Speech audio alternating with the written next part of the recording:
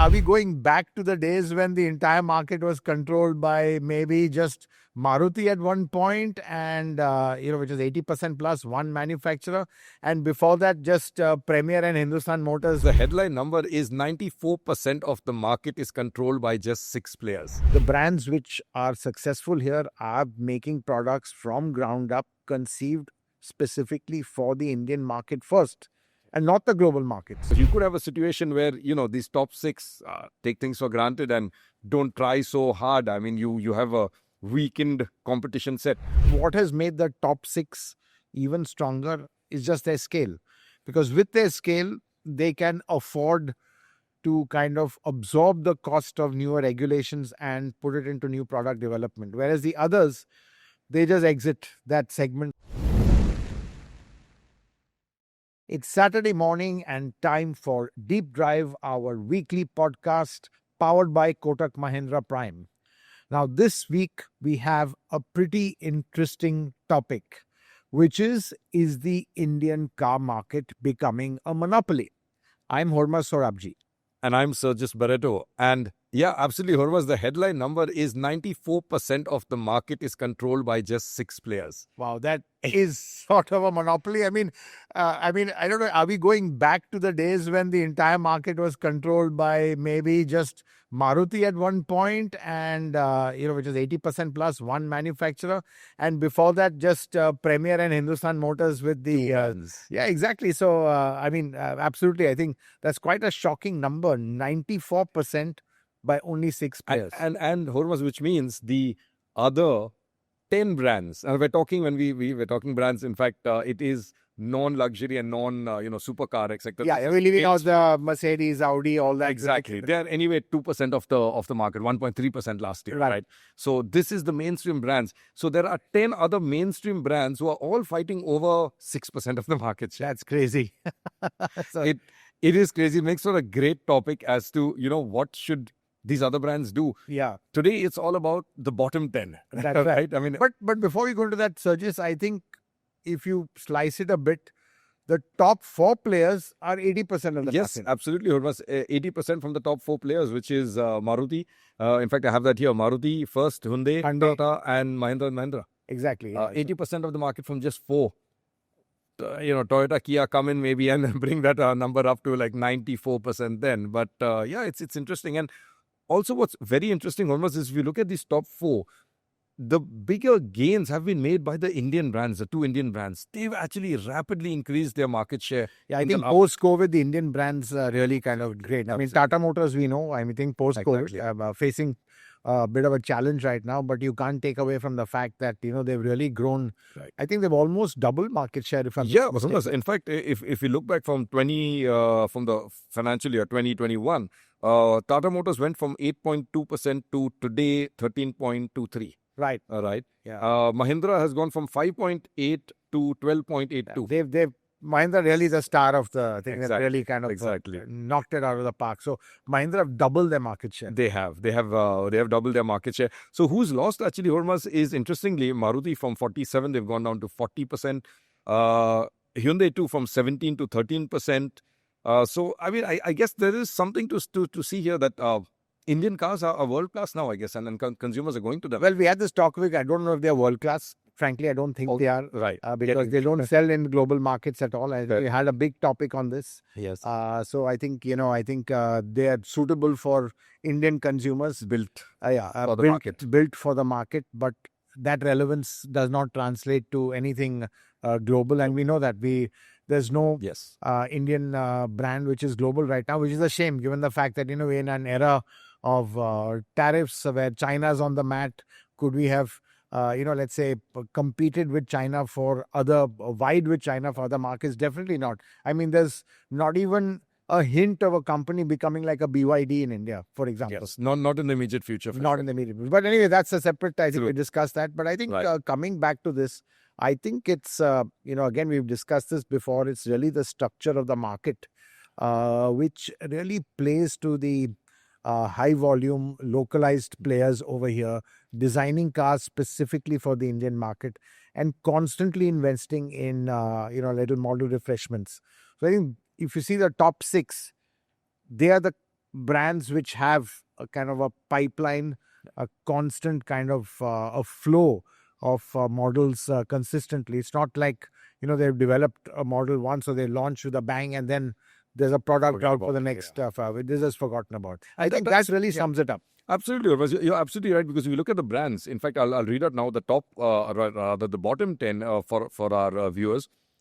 They're brands who have done exactly this. They've launched cars in spurts, So we have Honda, Volkswagen, Skoda, Renault, Nissan, MG, Citroen, Jeep, Force Motors, and Isuzu. Yeah. Right? And all of them are 1.5% market share and then downwards. Right? So, yeah, I mean, if you look I think Honda would be the best of the rest. Of the rest. Right. Yeah, best of the rest. About 1.5 market share. 1.5 market share. The next one is... So Honda, to be honest, I think one thing I would give Honda is that they have a plan, unlike others who don't. There's a next gen city going to come. They keep, there's a new Amaze going to come. They just launched a new one. Correct. There'll be the next gen also coming. Elevate EV. They've got the Elevate EV. So they've kind of, let's say, have the product life cycle kind of strategy in place for their existing product. The only thing is, I think, they've just not tailored their new products to the Indian market. Elevate, as we had said earlier, it's doing well in Japan, but not well in India, whether it's the feature set.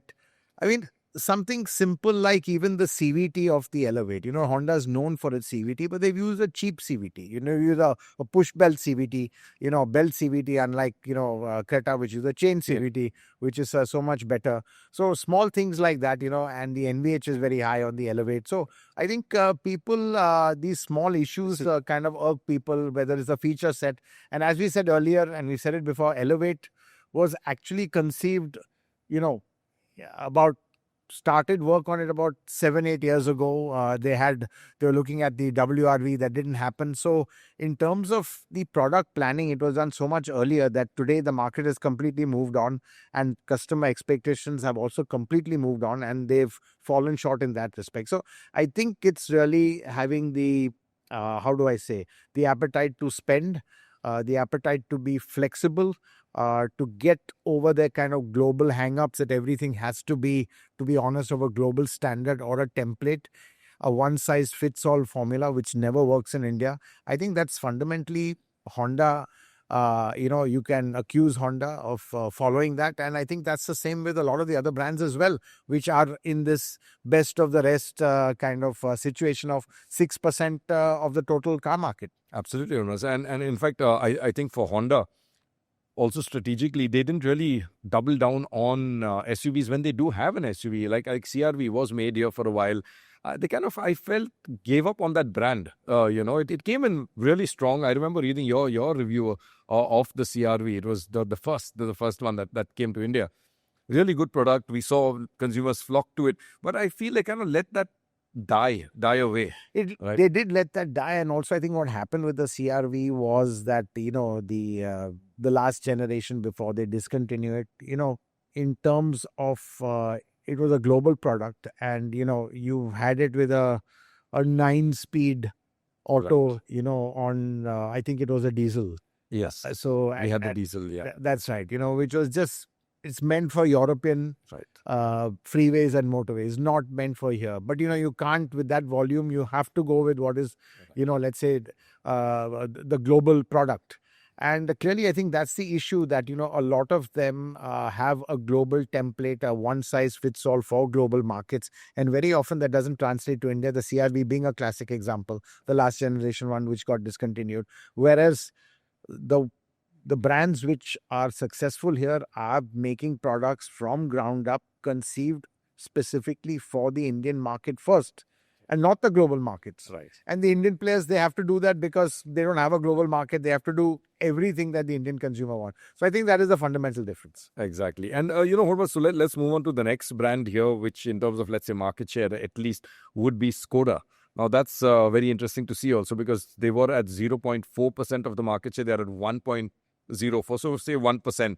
And I think they have, along with Volkswagen, obviously, like we've discussed this before, addressed the Indian consumer now with their India 2.0 plan. Right? It seems to have shown some numbers, because Volkswagen is the the third highest in the bottom 10, and they are at 0.98%. So I think for these two brands, they've kind of awakened to this thing that, okay, we need to develop domestic products, with a clear focus on the Indian consumer. But what next is also now the next hurdle, right? Because they've So I think both Volkswagen and Skoda, you're right, with India 2.0, they did realize, but I think even they've had a lot of challenges. I think the biggest challenge has been overall cost. It's a very high cost structure, high cost organizations, whether it's development cost or whatever cost, it's all counted in euros, even millions of euros. Skoda developing it. Even at Skoda developing it. But don't forget, Skoda still is not developing a lot of it. A lot of the proprietary parts like the platforms, the engines are still controlled by Volkswagen. So any changes there, obviously there's a big bill being sent by Volkswagen, which makes, let's say projects unviable to launch new products. Now, I think, again, they're at a crossroads right now. We've discussed this before. They haven't really signed off any new products immediately beyond the 2.0 products. We know there'll be facelifts of the Kushaq and, Taigun. No real facelifts planned for the Virtus and Slavia. But I think obviously they're looking at a new platform right now, which will be a combination of EV, ICE, hybrid and everything still in the works. They're quite late to it. Basically, they're struggling with cost. I think that is the basic problem. And I think all these companies, with such small market share, they don't have the scale to really develop, let's say localized products or products specifically for the Indian market. For them, it's a bit of a chicken and egg for everyone. Do you just take the plunge, invest heavily and hope you'll get the volume, or just hope that the customer will, appreciate the product for what it is. So I think they are having a challenge over there. I think Kailak has given Skoda a big boost. It's done fairly well, but I think again they've got their pricing a bit wrong. The lower variant is too cheap and the top end variant is too expensive. I think they need to, narrow the gap a bit. But I think the product's pretty well accepted. We've liked it. It did brilliantly in our tractor, by the way. So, dynamically a great car. So I think, I think what I can see is with both Volkswagen and Skoda, they want to make a go of it in the Indian market. And, they've dabbled with, let's say, the partners. They've been talking to a lot of people. They may be talking to partners again.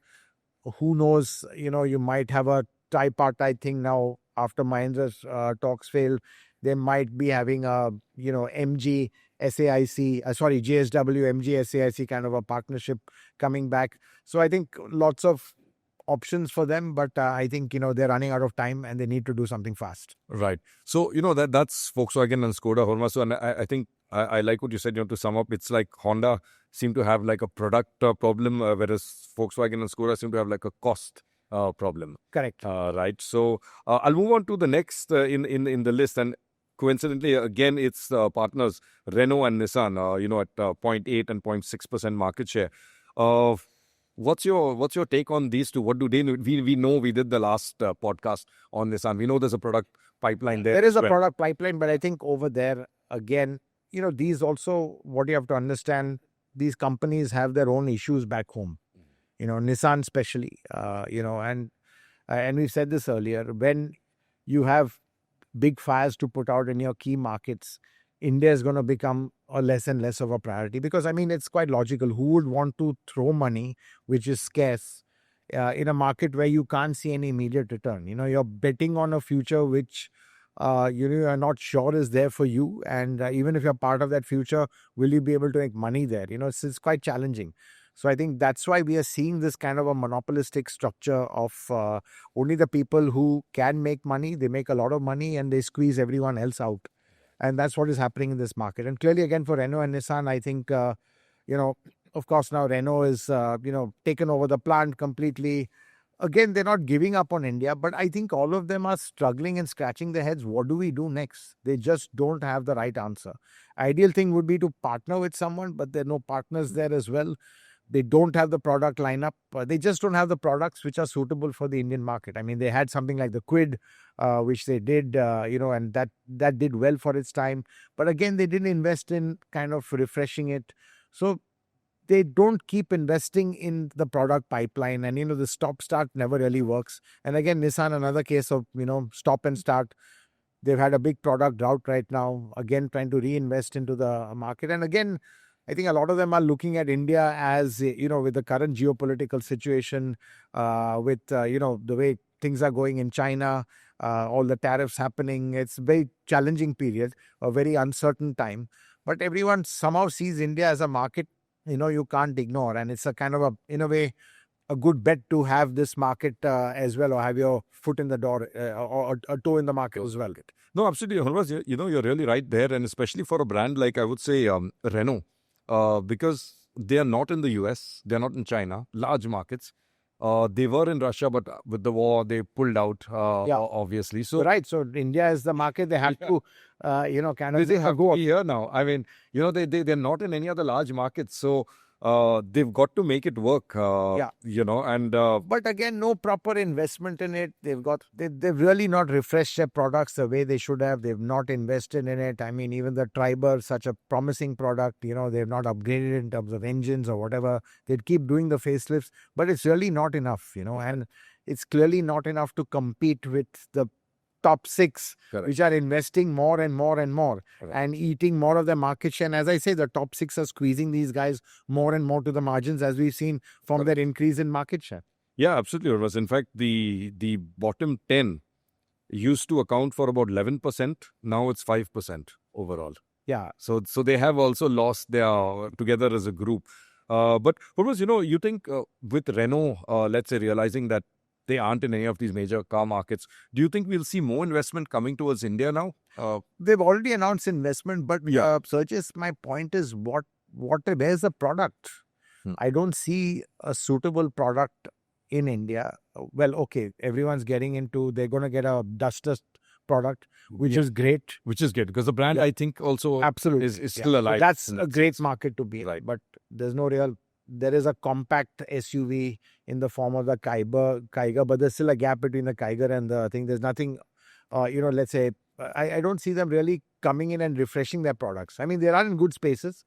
They're not in the sedan market. Okay, that's degrowing, or that's disappearing. But again, I think, they need to have a broader spread of products. I mean, they are there in key segments, or they will be.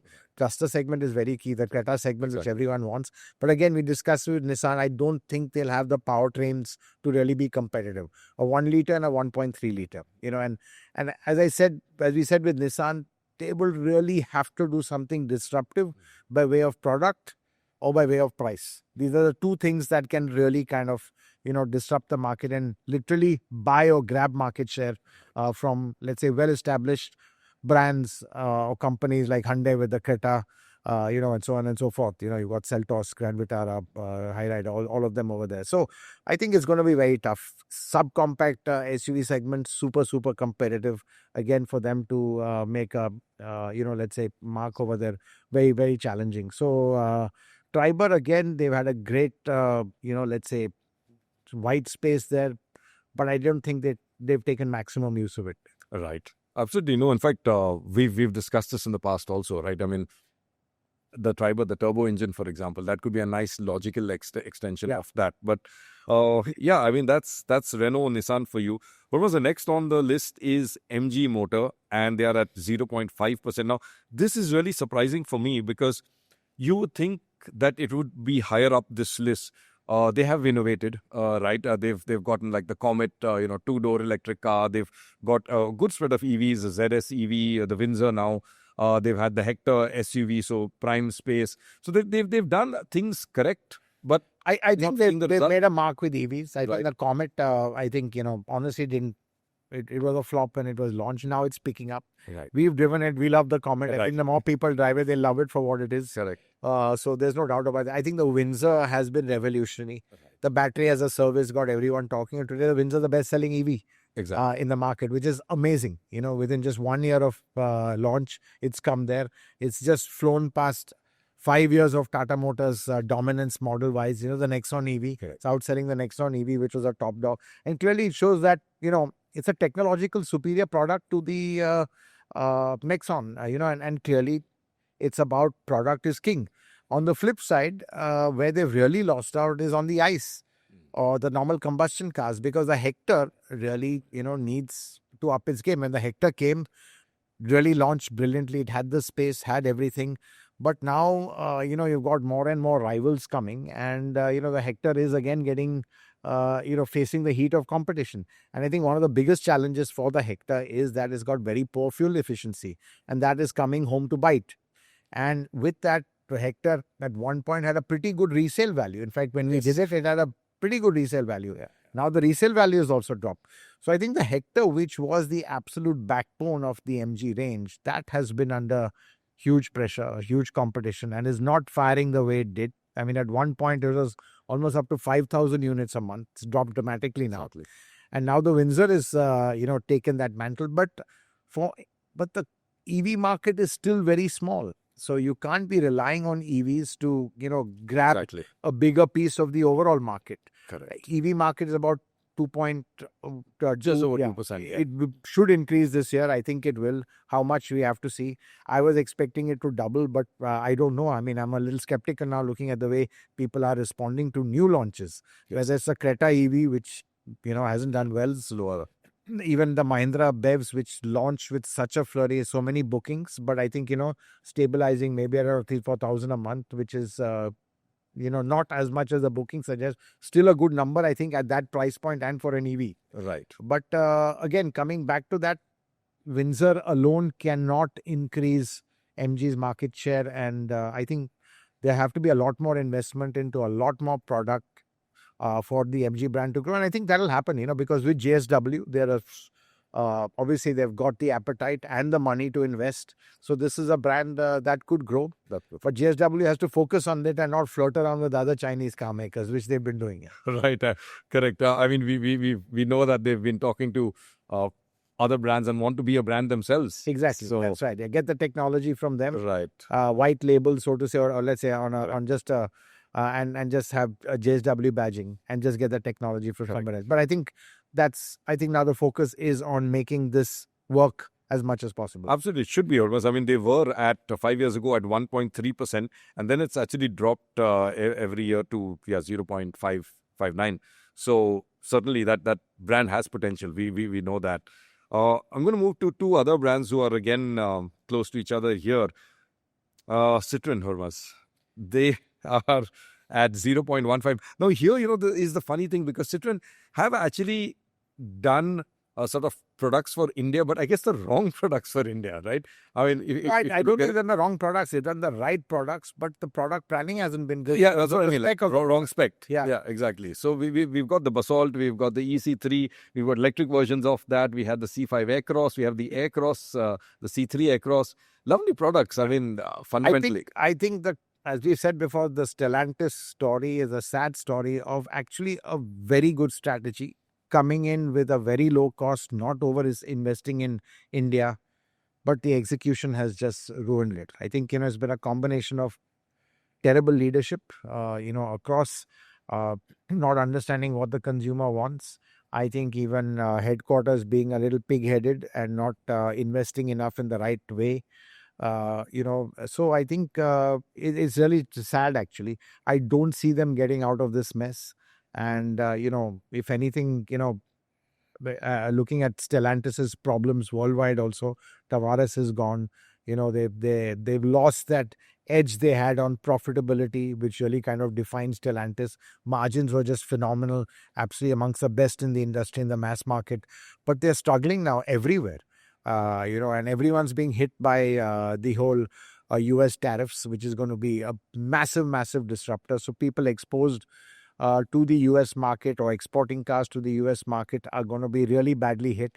And that, again, as I said earlier, people are not going to be focusing too much on a market where there is no immediate return. So either they'll be on slow burn, or, sometimes it might just be best to just exit, and call it quits, because I think, you've got other markets you need to be focusing on. And to be honest, today, GM and Ford, after leaving India, they don't feel they are any of the worse for it, though Ford wants to come back, right?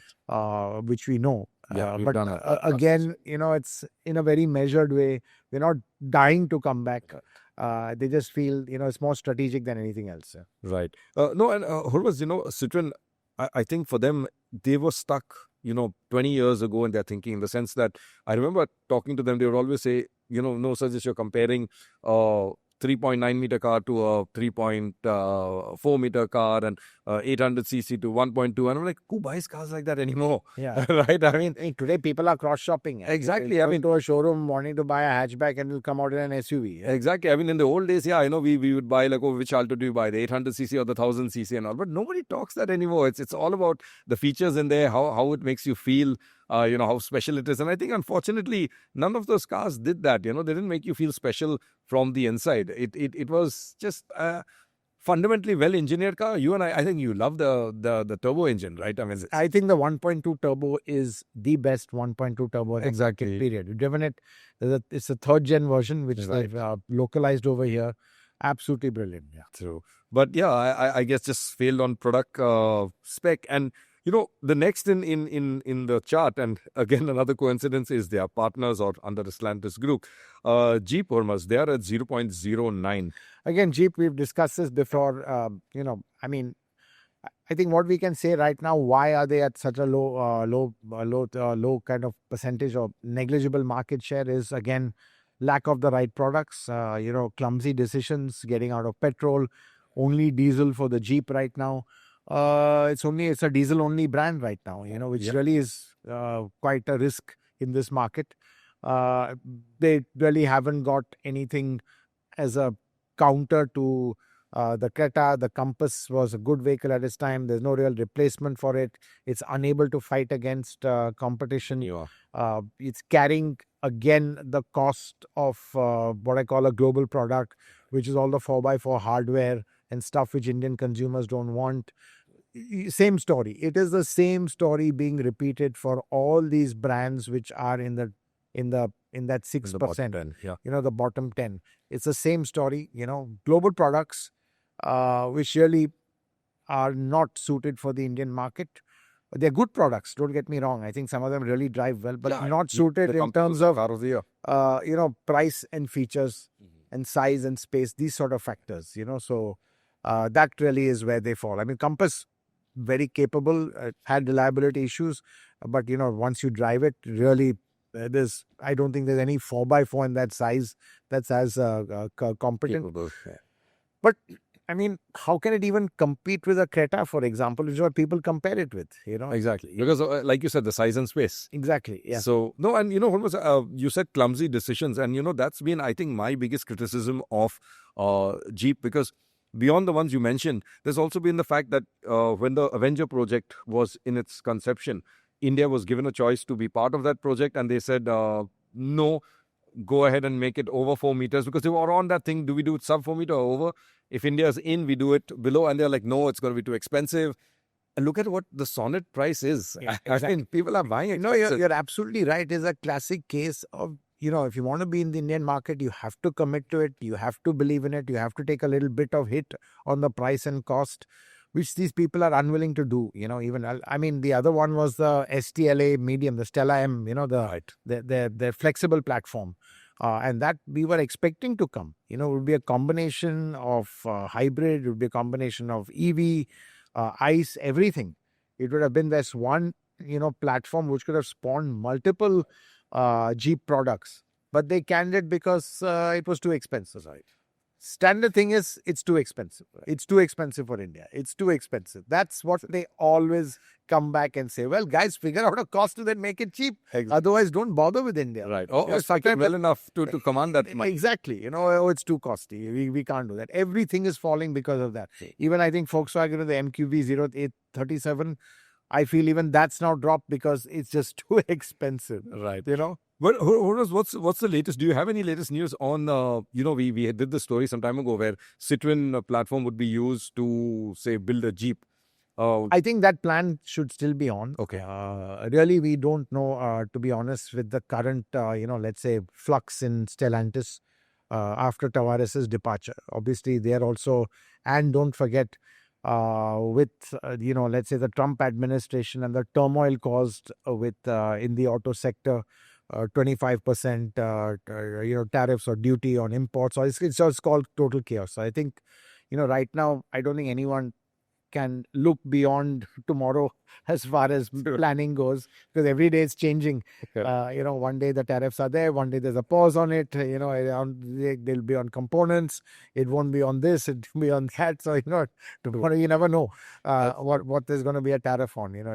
So it could be only a tariff on pink cars or what. Who knows? Exactly. That's something that I think no one is going to be able to see. So I think in this very uncertain and volatile environment, I think there is generally going to be a pause on big, heavy investment into India, unless you're a brand which really is not too affected by what's happening globally. Like, to be honest, our Indian brands are not. Or even Suzuki is not, for that example. So Suzuki is not present in the US. So I think that's what I think. So these are very, very, very kind of uncertain times. True. And what was the last two on our list? Force Motors and then Isuzu. What's your reading of that? Do you think they're even trying, actually, honestly? I think Force Motors, honestly, they are fundamentally very, very good at engineering. They've got a very solid engineering base, but I don't think they understand the consumer or have the nuances of, being in selling to private buyers fundamentally. The cars are too crude, too functional. They just lack the finesse, to appeal to private car buyers. And I think that's really their problem. So I think Force, we've all been excited with the Gurkha. It's actually quite iconic. But if you get into it, it's quite a box and very... Even the new Gen 1. A rudimentary box. You can't even compare it to anything that Mahindra has, So I think they just don't compare. And Isuzu, I think, honestly, I think they've actually been smart. They really don't want to grow beyond, or they so far haven't wanted to grow beyond what they're doing. I think they're doing good numbers. They're a company that's cut their cloth to suit their length. So I think, they're below the radar. Products are good. Products are being appreciated. So I think that's one company which kind of came into India small to remain small.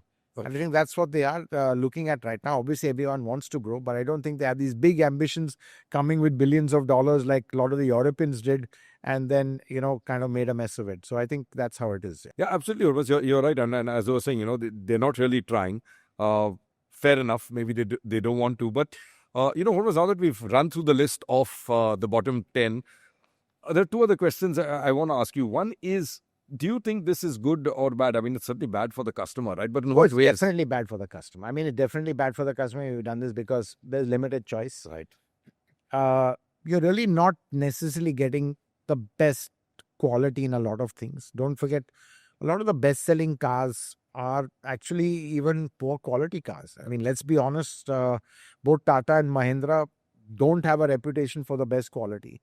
But it's basically, okay, Indian customers, fine, we'll lump this if we get a great price or some features and stuff like that. So, I think we ourselves have a lot to blame. We don't kind of, push or go to the brands that give you that depth of engineering, that solid engineering, and are not dazzled by features.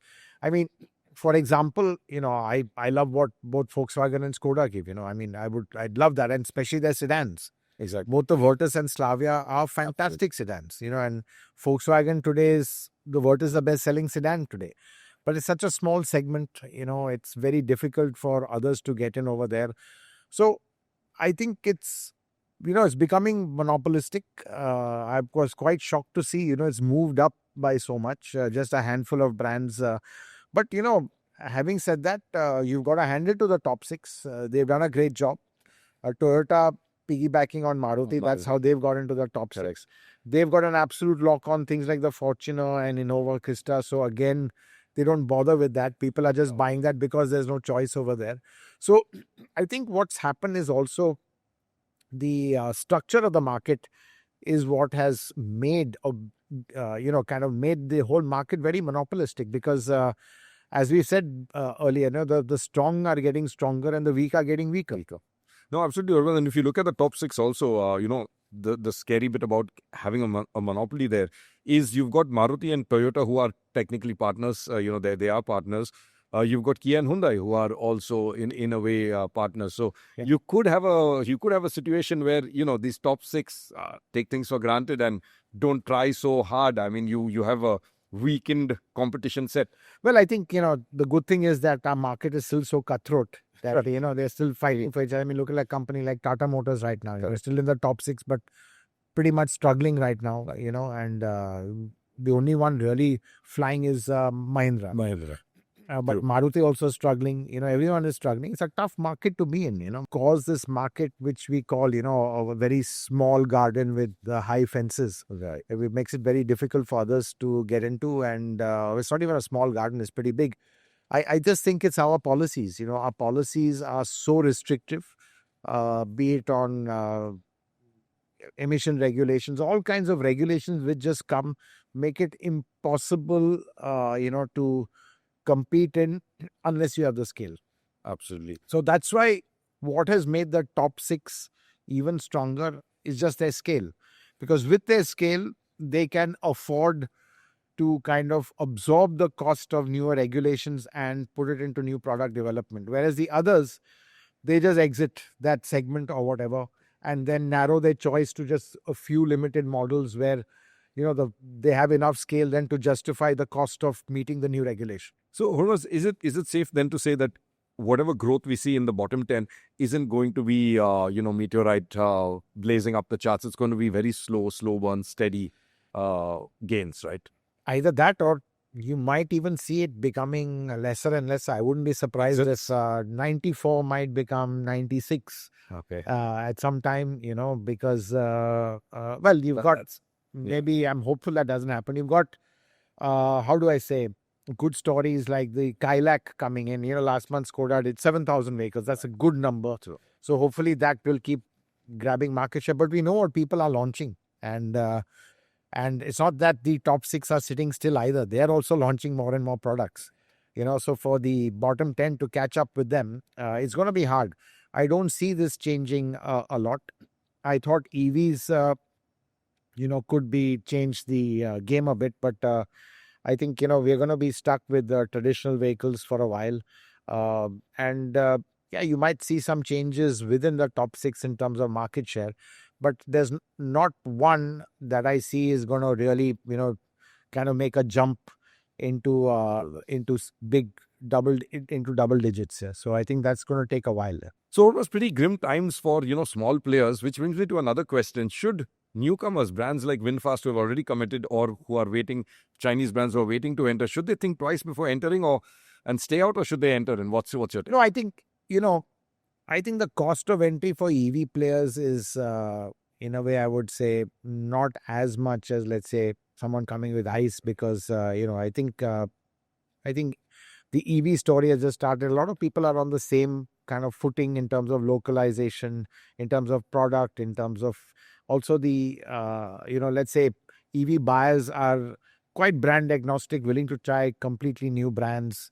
So I think, it's easier for the EV brands to come in.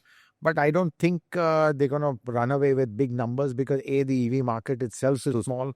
So, they'll be fighting within that space.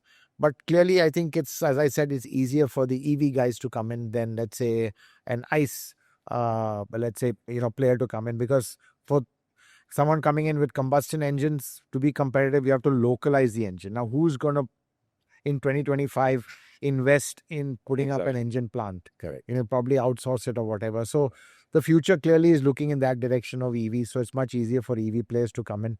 The talk of Leap Motor coming in, which is part of Stellantis, I think that's been put on hold.